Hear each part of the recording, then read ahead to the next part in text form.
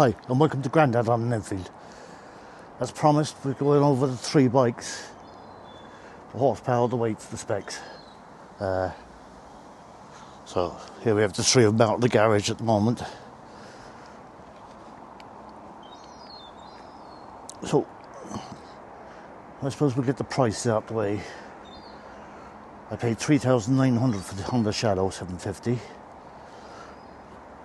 I paid €2,750 for the Bullet 500 Works Trials replica. That we'll just call the Bullet Trials. And the Royal Enfield Interceptor I paid $9,500 for. The first and only brand new bike I've ever had. So, even as you see, they're not standard. So, let's go over the specs. We'll start with the Honda. It's a VT 750C Shadow Aero. The Aero's for the bigger mudguards. A single overhead cam, V-twin, 3 valves per cylinder, making it's exactly 745 cc's. Depending on whether you read it, it's either between 43 and 45 horsepower. With 16 newton meters of torque, which is 44 foot-pounds. 2 spark plugs per cylinder, liquid cooled, 5-speed, single front disc, drum on the rear, no ABS. Even the clock is analog with a digital input. Again, depending on where you read it from,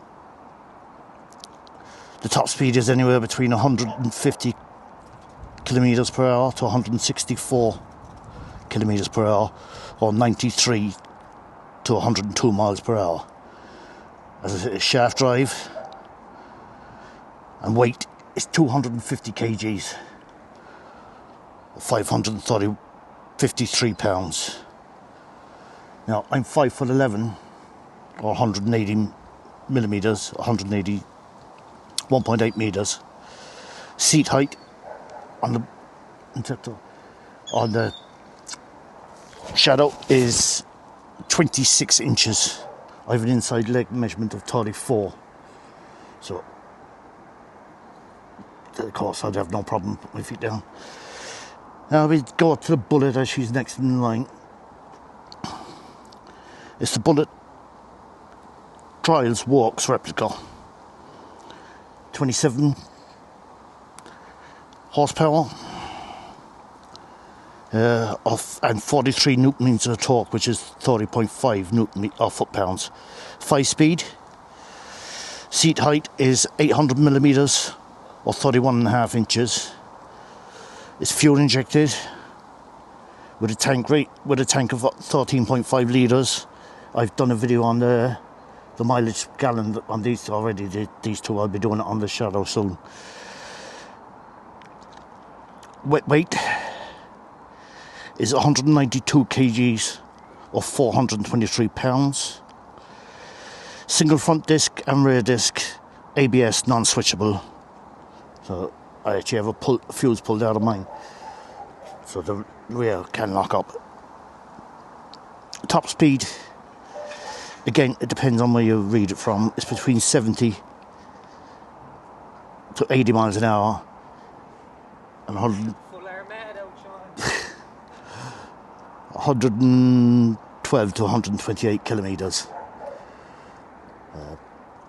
It's a tribute to Johnny Britton, or Johnny Victor Britton, who rode for the Works, Royal Enfield Works. To be honest with you, I think it is really just a styling exercise to get rid of the last of the 500 Bullet engines, make them a bit more sellable. And of course, on to the last but not least, the Interceptor 650. She's 650 cc's, 6-speed, air and oil cooled. It's exactly 648 cc's. With 47 horsepower and 52 newton meters of torque. Seat height is 32 inches, or 805 millimeters. The true weight, because I've weighed it fully loaded with bags and full tank of fuel, is 120 kgs. Single front disc, single rear disc, non-switchable again with ABS, of course, and you can't switch off the ABS. Fuel injected, and top speed is around 105 miles an hour or 168 kilometers. So, tell me what you think. Do you have a favourite, or do you hate all three of them? I don't mind. I've been used to being called a Royal Enfield fanboy, but I just thought I'd have to get something a bit different just for myself. And you only live once, so okay. Ride safe, get home, Grandad on an Enfield.